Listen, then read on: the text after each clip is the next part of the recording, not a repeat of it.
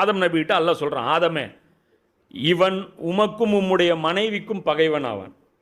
இதையும் சேர்த்து தான் அல்லாஹ் சொல்கிறான். இப்லீஸ் இருக்கான், இவன் உன்ன மாதிரி ஆளுன்னு நினச்சிடாத, உனக்கும் உன் மனைவிக்கும் இவன் பகைவன். பின்னாடி பேக்ரவுண்டில் எனக்கும் அவனுக்கும் ஒரு கன்வர்சேஷன்லாம் நடந்திருக்கு. என்ன அது உனக்கு தெரியாது. இவன் உனக்கு வேண்டப்படாதவன். அங்கே என்ன சொல்கிறான் அவன் இப்லீஸு, நான் உனக்கு நலம் நாடுவான். அல்லாஹ் என்ன சொன்னான் ஆதம் நபிகிட்ட, பகைவன்னு சொல்லிட்டான். ஆனால் ஆதம் நபி என்ன நம்பினார், நலம் நாடுபவனாக நம்பினார்.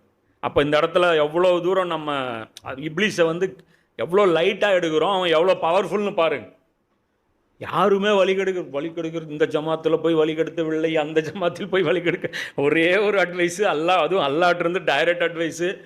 என்ன ஒன்றும் பெருசாக இது கிடையாது, ஹலால் ஹராமும் பெருசாக கிடையாது, அந்த மரத்துக்கிட்ட போகக்கூடாது, அவ்வளோதான். கன்ஃபியூஷனும் ஒன்றும் கிடையாது, இவன் நண்பனா எதிரின்னு